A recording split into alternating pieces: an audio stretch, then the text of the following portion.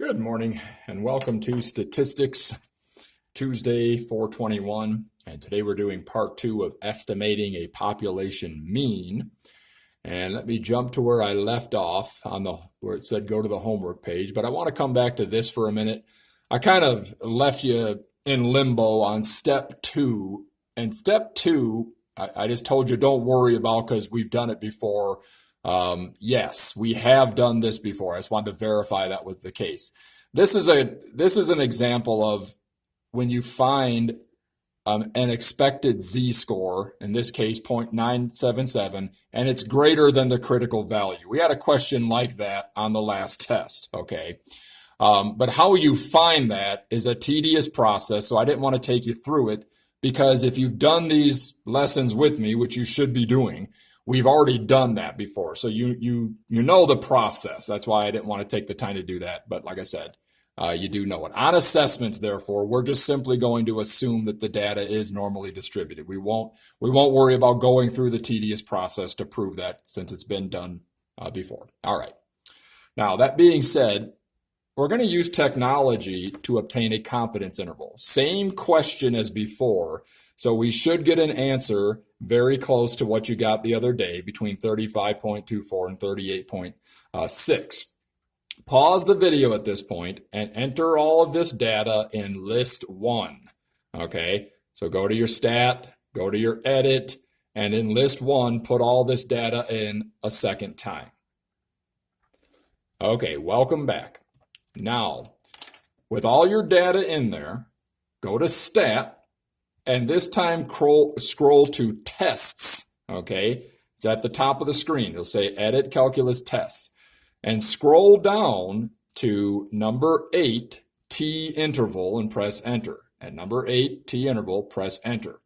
Now make sure data is highlighted. When you press enter, you should see data flashing. That means it's highlighted, okay? All the other information is automatically in there. The list should say L1, the frequency should say 1. The C level is the one you're going to have to change. Of course, if you had data in different spots, you would change those too. All right. But 0.95 is our confidence interval. And like I said before, it's such a common confidence interval that your calculator programs it automatically. All right. Scroll down to calculate, but wait a minute. Okay. When you're on calculate, should be flashing on calculate. Press enter, but wait a moment. The information doesn't come up immediately. Okay, it has to scroll because it's got a lot to do. All right, but once you press enter and wait, you should see at the top of the screen in parentheses, it'll say 35.246, comma 38.354. And I emphasize, of course, to always round to 4 places. That's been my new number, because I want to get as accurate as we can so that we all have the same answers, and I'm not wondering if you did it right or wrong. But obviously, in this case, you can only round to 3 because that's all they give you. Okay. All right. You'll see also in there, it shows you the mean 36.8, and it says N is 16. That's kind of a way of verifying that you entered in 16 numbers at least. But look at what I have wrote down here at the bottom of the screen. If we were to survey 1,000 groups of 2011 Ford Focus owners with 16 people in every group, 16, 16, 16, 16, and do that 1,000 times, we would have 950 of those groups averaging between 35.246 and 38.354 miles per gallon.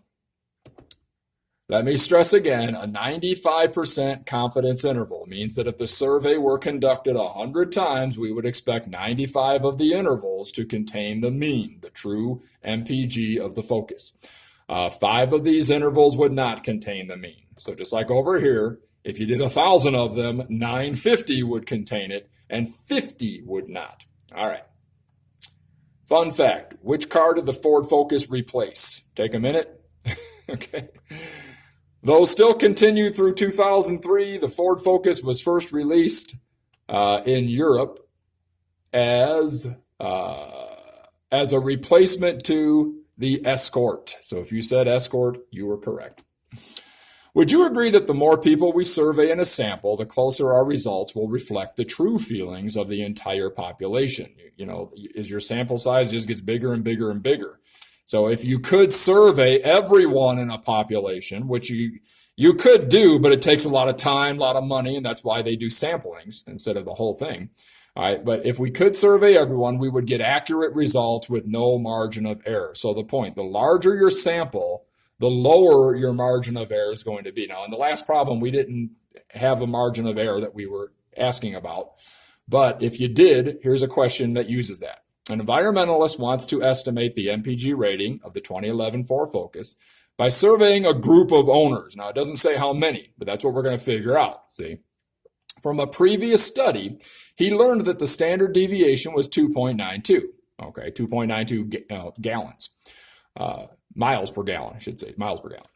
How large should his sample size be if he wants to be within 0.5 stop? That's your E. That's your margin of error. I want to be within a half mile per gallon one way or the other, okay, and have a 95% confidence level. Stop. That means alpha is 0.05, okay? Now, make sure you copy this down if you haven't already. S is a previously determined standard deviation. That's why I got the 2.92 up there. Notice it's back to the letter Z and no longer T. We can use the Z value now because as N gets larger and larger, the T value approaches the normal distribution. All right, so the main problem of this to figure out, because they give you the 2.92, that's S. They give you the E, that's the 0.05. All you got to do is square it with, oh, this is what the big problem is, the Z alpha 2. Some of you had problems with that in the last test. That's why I emailed you that extra email about making sure you know how to figure that out. Z alpha 2, since alpha is 0.05, you're looking at Z subscript, I shouldn't say alpha 2, but Z subscript of 0.25. Students, please write this down and or get it in your head.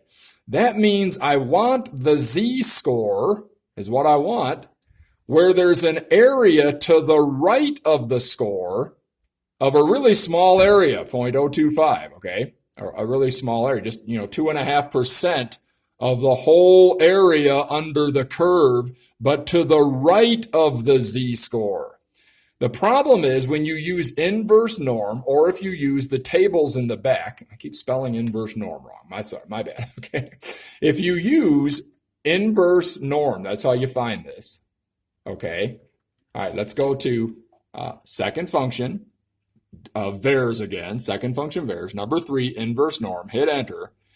The area you put in is 0.025, okay? So where it says area on inverse norm, put in 0.025.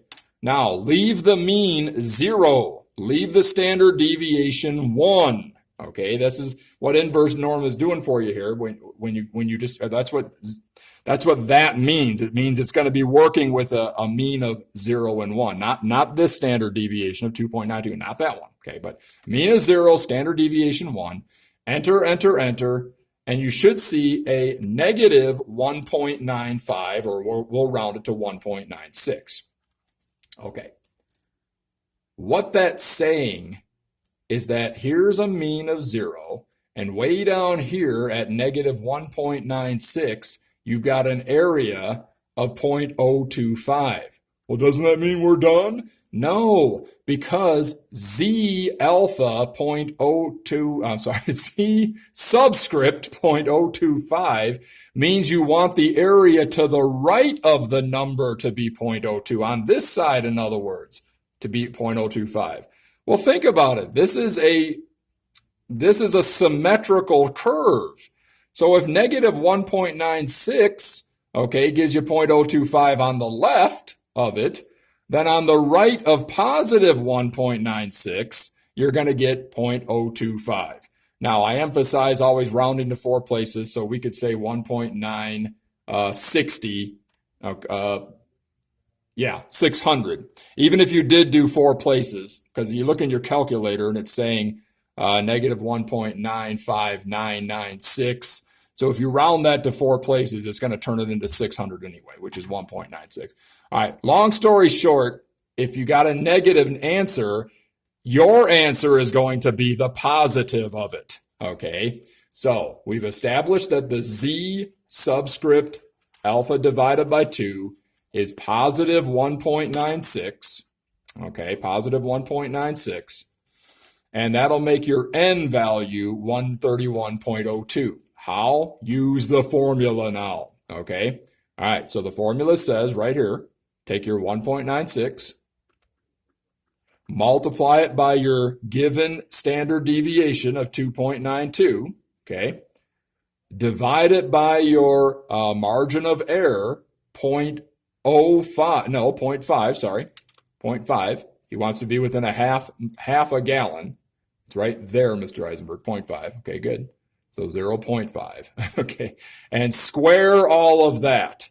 Now, putting all that into your calculator, you should get 131.02. I'm going to do it real quick. 1.96 times 2.92. I just want to make sure. All of that divided by 0.5. Raise all of that to the second power. And yikes. 11.4464 raised to the second power. Goodness, I keep making a mistake here. 11.4464 squared. Just do it like that. Good. Okay, 131.02. It is the same number. I just always like to double check because, it's easy to make a mistake. All right, go ahead and do the homework, and you guys have a good night.